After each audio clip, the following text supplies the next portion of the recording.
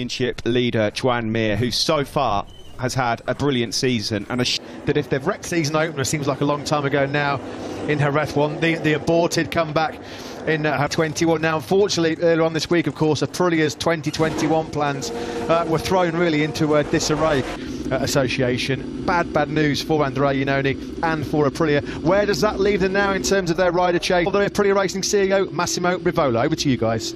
Yes, try and catch him before the bikes come around and drown poor Omar. Can you, I know you fought long and hard for him, but what is your plan from here? And please continue. Young riders, good riders are also in Superbike as American guys. So I don't have the answer now, but I think very soon we will find one. So, World Superbike like Gerloff proved, is that what I said, or what you said, or not? Yeah, I said two riders seems to be quite ready when they jump into a Superbike, because the prototype bikes maybe are closer to the less, a bit stiffer in Moto2 as well as in MotoGP. To be honest, I don't have... Just before I let you go, we've heard some Moto2 riders, Baz, as a consideration. Is that ending Bez isn't Bezzecchi, or is it a consideration? Bezzecchi is sort of ideal scenario again because he's an Italian rider and it's quite probable. No, thanks for your time. Thanks very much, Simon. Thanks to Massimo Rivola as well. Either way, quite clear though, wasn't it? There, Plan A was obviously Andrea Dovizioso. They knew he's been on the market since the middle of, but obviously nothing to tempt Andrea Dovizioso to continue his racing career with the Nawale brand, which is a chassis indeed, to move that RSGP onto the next level. It would have been the most experienced lineup in MotoGP next year with Aleix Espargaro. Plan A, of course, was Andrea Iannone on board, but that didn't work out. Plan B was Dovic, that's not worked out as well, so we'll keep close tabs. Has gone out with soft rear tyres in early on in this session. Stefan BRADL, Morbidelli, who was quickest until Joan Zarco. Combined standings as Mir goes fastest to 31.080. We just saw his crew chief down going into this race on Sunday. Yeah, Frankie already lacking fingernails by the looks of it. It's going to be a real nerve-wracking for the Premier Class Championship. It's Fabio Quartararo at turn 7, and then turn 8. This is, of course, where he crashed out of the race. His championship challenge running its course just 5 days ago. One thing is for certain as well, perhaps we've not lost time. We were in the middle of triple headers. I know that Frankie Carcetti was absolutely petrified of just getting the test results to PM, but he said our #1 job, this was last Sunday, is getting a negative result from our next set of COVID seasons gone on. The stresses involved with COVID testing. I mean, of course, that's what has to happen in order for us to be able to be in enough to be here as well. We go through the same processes, but both Joan and Frankie, I think Joan has gone on record as if to say, pull them on. He's been so concerned about minimising the risk of exposure by going back to the UK with his been on the road since pre-Le Mans, like so many people in the paddock have. So many people in the paddock have not been home to their families since billions and people from all around the world. They really have had to make huge sacrifices just to get to this point they have to encounter in this kind of environment, but you can just see the relief was etched all over his face. But as we said, his little comment at the end of the race, he's mentioned on a few occasions, I'm not stressed of suffering. He said, I've got one of the best jobs in the world, and we are all lucky. We are, to be at this stage, still be here at this moment. And I'd just like to just give a little shout out as well to those families that are at home that are having to, we've got full there's a problem here for Alex Marquez. Has he taken a tumble? Something's gone wrong for the Spaniard, hasn't it? That's for sure. Yeah, it looks like still another visit to the top 10. Remember, in practice, he was down at turn 6 as well in one of the wet sessions. Turn B, a typical front-end washout. I was just going to say, it's the families at home that we're lucky, Matt, with some stresses, but nothing in comparison to what other people are coping with. And I have to say, from a personal point of view, and there's so many other people who have suffered far, far worse, when we send our best regards to all of them. Sunday, the way that Joan Mir just showed what a class act that young man is. I mean, he's a fast motorcycle racer, but he's a very, very humble that he proved what a great ambassador. Not only is he going to be for Suzuki for many years to come, but for MotoGP 48 hours time, I guess. Yeah, he put brilliant perspective on it, didn't he? And the message is still the same to everybody from when we started the season in Italy. This has put some sort of smile on your face because it has been the most bizarre 2020 MotoGP season. No Andrea Iannone, no Andrea DOVIZIOSO on next year's grid. CRUTCHLOW, as we mentioned earlier on, confirmed in the lunch break he will be Yamaha. Morbidelli and Valentino Rossi, who will be Yamaha teammates, of course, next year in Petronas Yamaha SRT. Not a bad start. Joan Zarco leading the way on the Sponsorama Racing Ducati, 1:31.053, the best from the Crosses the line just ahead of Crutchlow on circuit. He's in fourth. He was talking quite big on Sunday post-race, Pecco Bagnaia said the good feeling that's been missing really ever since that first podium in Misano. Got a little bit too excited after a few bad races and how far down he started. He said the problem is when you qualify so badly, you have to push hard to recover those positions and become accustomed to around the mid-season. Fifth at the moment for the Italian. Good news, everyone. Ken Kawauchi has the clipboard as well over the last few races. 11 podiums now combined for Joan Mir and to MotoGP from that self-imposed exile back in 2015. All that work has put Suzuki now as they stand on the brink of the World Championship, and as Steve mentioned this morning, an unbelievable triple crown. Who on earth? They're leading the individual standings, they're leading the team championship. They're about to be constructor champions for the first time since just taking some notes down for Franco Morbidelli, who had some very, very good pace in this morning's FP1 session. Used to good effect this morning. Now here is Maverick Vinales. One of the comments he made yesterday I really liked about Suzuki, the harmony in that Suzuki team that I like. The two riders look like they're working together, not against each other. And then that was how classy this guy on your screen is right now, as he paid tribute to the man next to him, Alex Rins, and said it's the work this guy's like that I'm riding right now. Yeah, they put in so much tireless work behind the scenes. Maverick Vinales on 2015 onwards.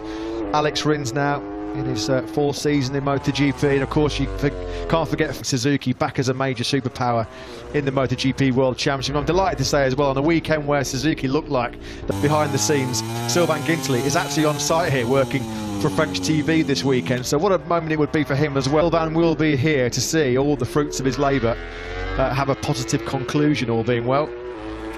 Sensational, but as Mir and Rins quite rightly point out, it is not over yet. And in a 2020 Rate B for Davide Brivio come Sunday afternoon, and to the other riders such as this man on your screen, Jack Miller. Davide Brivio with a heart rate monitor, and after the race he asked what the maximum heart rate was. I think he was told it was around 120 more on Sunday. I think he will suffer a bit more on Sunday with Suzuki so close to that world title. Morning. Mir on screen is in P2 ahead of Morbidelli, Pol ESPARGARO and Pecco Bagnaia. Rins is 6th. In terms of their soft tyre pace, Alex Rins back-to-back front rows now for him, having only had 2 front row starts, and it's the pack, doesn't it? If the Suzuki can start qualifying well, and with how good they are at managing the rear tyre in particular, over the right now anyway. Yeah, and Mir said that during the weekend as well, in the wet and the damp, they found something to help them in case we do over the last few years, so you just never know what we might encounter at the final round of this World Championship. Pressure, the burden of going to Portimao, still with the championship on the line. He's going to want to get it all done and dusted as quickly as. Fantastic weekend for KTM here 5 days ago. 3 riders inside the top 7 with Pol ESPARGARO in his. Nice to see that Pit Byra is back in the paddock and he's in pit lane with Simon. He is. Pit, traditionally KTM on the double headers make a step forward for the second one, but it's going to be a step forward from the results last week. What are you hoping for this weekend? Yeah, first of all, that's it's for us was just a great weekend last weekend. You know, we are still building up, and after a fantastic regroup somehow, and we had to find some small things to get better again. And I was really happy to see that we had last mixed condition, and then Sunday in dry and a little bit warmer. We were always competitive, and that was good to see. That yeah, I was just happy. I mean, bringing Brad from the bad start position and the long lap to 7. One moment, would you? So good to see that the Brad also could do that fantastic result from a bad start position and a long lap penalty. Race 1 second behind these guys. So I think it was a strong weekend for us, and we really hope to build up on that and another to make a step closer to pole this weekend. Would that be right or not? To do good, but the second weekend we had always a better weekend on the second weekend, but he wants to improve. Everybody wants to do better. So it's tough in the second weekend. You see how close the times are already this morning, and yeah, but Technical observation I have is the start device has moved from the left thumb. Are you working on being able to use it out on track as well? Is that why the lever's changed, or what? first of all, we are happy it's working really great at the start, and now we have to see how we can make the rest also working. Okay, best of luck with KTM and evolving as well. Positive signs for them coming into this weekend. Pol ESPARGARO at the moment is in. Said he's on the pipe and he's feeling pretty good. Did the entire session this morning on used tyres. Did Binder, and today is not Brad Binder's day. He didn't feature at all on Friday, really. In Brno, it was all done on as well. I suppose we would say that as we feature in it. We were asked our thoughts on the South African, but what they've put together there is fantastic. Trevor and Sharon, but if you've not seen that yet, it just gives you a little insight as to how well grounded the two Binder had leading up to, of course, that epic victory in Brno. Yeah, well worth 50 minutes or so of your time. At some point leads this FP2 in Valencia. What about their current men? Jack Miller's just gone up to 8th place. Here was the number 43, second down. 19th now in this session. Well, it's 7/10 splitting the top 19 men. Forget he's a day down in terms of conditions here in these days in Valencia. Good luck coming in here from Miguel Oni, 600ths down. How can you be 600ths down in Sector 2 and be estimated P11? Will prevail and take the title. Such a huge advantage. 37 points clear of the chasing pack with just 50 in throughout the timing screens right now. Oliveira, you can see, lost time in that third sector. A lot of riding in 18th place at the moment, so not where we're accustomed to seeing the Frenchman. A 1:31.740 is his best. There is Frankie Carcieri just talking to Joan Mir. Yeah, something not quite joy the weekend rather than feel the pressures, but from what we saw of the footage earlier this morning, he didn't look like he was the braking forces, that rear Michelin just skimming the top of the surface as he makes his way. Suzuki's engine braking system, that's for sure. They've got those settings nailed on the money. Joan Mir then in a real in-depth discussion. The condition that we had last weekend, a full day of 2 sessions to really work on their race setups and their tyre choices. Everybody really got around to the race at 2 p.m. local time. The temperature was completely different. That's why we saw a lot of riders. Here comes Nakagami then on a decent lap, 200ths down. RINS has just gone across the line in 6th, but where will Nakagami? Of course, riding last year's race-winning motorcycle. The heart, really, when you're trying to muscle a Motogp bike, 300 horsepower and all of it, around this tight and twisty Valencia circuit. It's quite amazing. I mean, Maverick Vinales, as we've said, he's no idea how he can keep his heart rate so low. 32 or 33 laps that Michelin allow riders to run on one tyre, so he's getting very close on that medium front tyre, is he, Joan Zarco? Another top lap coming in for Takaaki. Definitely be some time attacks at the end of this session. It should be quite an exciting conclusion to FP2, but in the meantime, it looks like Taka's already just there. He's 2/10 up in Sector 3, and he comes across the line then to set the benchmark time in this session. In FP3 in particular, going for soft tyres a little bit earlier, just to take themselves out of that danger zone late on. This is becoming quite a new strategy and tactic of quite a few riders now. They'll put in that soft tyre around this time later on. Let's get an update on the tyres now, then, before things get busy, and you can follow Nakagami around this lap. Piero Taramasso stands an update on the tyres that you've got at Jerez and what you think most likely choices will be this weekend. Yeah, soft, medium, hard, because the condition they're changing a lot. So now we have a good information for all the dry Sunday, and for me, except the front soft, all the other specifications are raceable. Hard rear, then you can mix based in what in the feeling, the rider feeling, and about the and vice versa. So for me, the track is much better now compared to last week. There is a more. Quick question: was only Franco Morbidelli running the hard front, hard rear last week, and it was the tyre pressure in the front. So you're thinking it's likely that some, maybe even him, was not. Yeah, it was not a gamble what he did. We know that the compound from the hard rear, he was quick. I think he was missing some temperature on the track, some rubber. The conditions were not the perfect one, but for the good solution. Thank you for your time. We'll come back to you tomorrow for an update. Thanks. Bye-bye. Thank you. Yeah, thanks very much to Piero Taramasso. sectors 1 and 2 have been a bit of a menace for Alex Marquez so far. This could be a crucial time as well to be away, and because it's the cold side of the right tyre as well, it's the first time they've been on the right hand side of the tyre since twice in the same session. The mechanics, well, they're under the pump now, that have only just been getting the first bike ready after the crash, with 2 spills already. Nakagami fastest with just under a quarter of an hour to go, a 30.7. You're looking pit lane. Some pretty handy work by the marshal on the scooter there to get Alex back to the paddock that quickly. There's a tunnel once took me on the back of the scooter and we crashed straight under that tunnel just as we were approaching the tunnel. Yeah, not a bad effort, that. Fair one. Unless Alex was riding, of course. Morbidelli, who are clearly just working at the moment on race pace. Further back down the order, Binder 17th, Rossi 18th. One's here on the mediums. Yeah, chipping away at the championship. We saw how deflated he was. Those emotional scenes after the race when he had his head in his hands, coupled with Joan Mir's breakout first win. It was maximum damage inflicted by Mir in many respects, with lane start Andrea DOVIZIOSO not really showing anything in terms of a podium challenge yet again as well. And more, Mir could not have timed that first win to any more perfection. What a time to do it when so many of his other rivals were rich. This last week to you have opened. They've opened here, so you can apply now on the road to MotoGP to find out details, and the applications remain open until the 13th of December, and I believe it's 26th of January. You fit the criteria if you want to be one of the next superstars joining this young man on the grid, Joan Mir. He'll be hoping that there are no glitches and no twists and turns in his camp here this weekend, like there have been for so many since we arrived in Austria. Second, fourth, third, second. There was, looks like an immovable object at the moment at the top of the World Championship. Oh, he's gone down. Can you believe it? The commentary curse. Wow, a bit of a collector's item Turn of late. 4, isn't Proper it? collector's item of late. Yeah, it's 4 that's caught him out. We're riding on board with him. Yeah, he looked like he's slightly wide on entry there. Didn't look like he was on the optimum line, did it, going into turn 4, 8-10. Thankfully for Suzuki, it was a relatively comfortable roll on his back just into the grab.